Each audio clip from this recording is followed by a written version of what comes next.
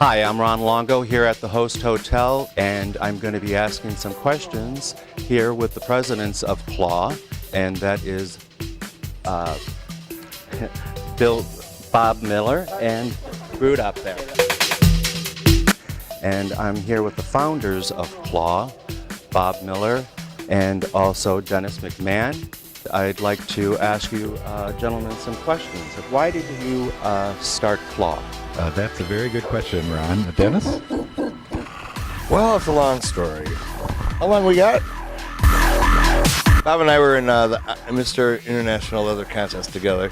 We became best friends and buddies. And we're in St. Pete, Florida at International Leather Sir Boy. And Bob says, you know, you should have the current IML come to Cleveland. We'll have a benefit. It actually was Bob's idea. And I said, that's a great idea. So I got Stefan Mueller, IML 2001, to commit to come to Cleveland. And it just rolled from there. We got the help of Greg Amel, who managed the shed. And he was a big part of CLAW. He's passed on now, God bless him. But it was the three of us. And we had an auction. We had a little party at the Flex and the center. It was that year. It was 100% to the center. They got all the money. I think we raised $7,000, wasn't it? I think it was 4. I was close. I'm sure you have some memories of that. That's what I was thinking. It wasn't all my idea. Dennis really wanted to do something for the center that year. And most leather conventions or events around the country are centered around a contest, the leather contest, and that's sort of the focal point of the weekend. So we decided on purpose to not have a contest and develop the event in other ways with the silent auction and education and entertainment, and then we had more and more ideas. How much funds have CLAW raised? To date, we're approaching, or we've surpassed $250,000 we have actually donated to charity. That's $250,000.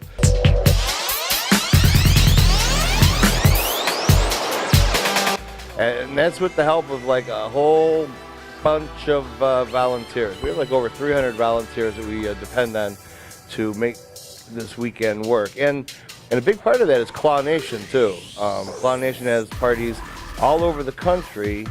They choose their charity and they just send the money to us, and we clear it and send it to whatever charity they want that money to go to. The beginning concept behind CLAW. We wanted to avoid the leather contest.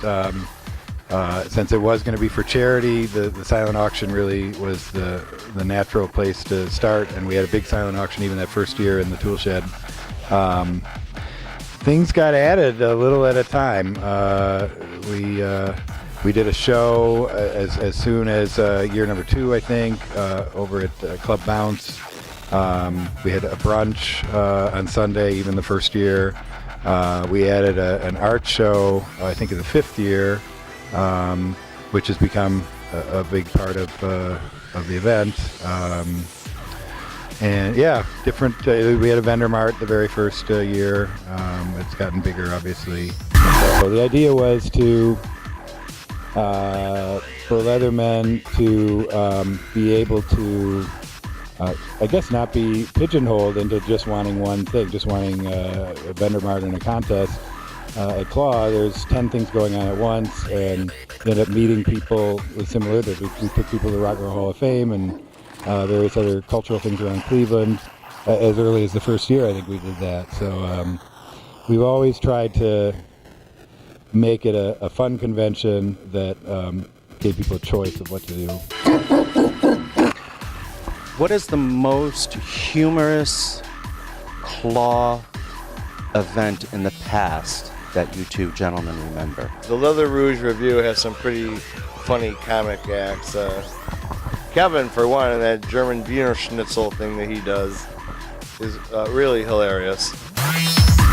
It was when Dennis missed the bus, and when running down West 25th Street in boots up to here, and I guess just a leather jock strap, and I'm not sure if anything else on, he thought he had missed the bus. Actually, we were all on the bus watching him run by. I can still hear Tina laughing. Dennis, you probably think something else was funnier. I thought it was really funny when IML's pants fell down on stage when he was receiving an award. It was pretty.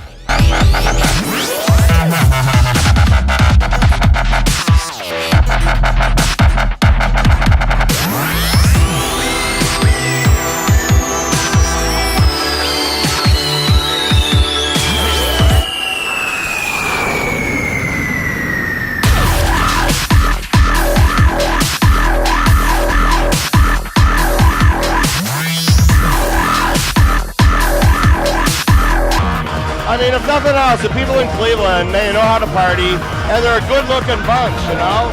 I think it's the Lake Erie water myself. Yeah. Thank you all for being here.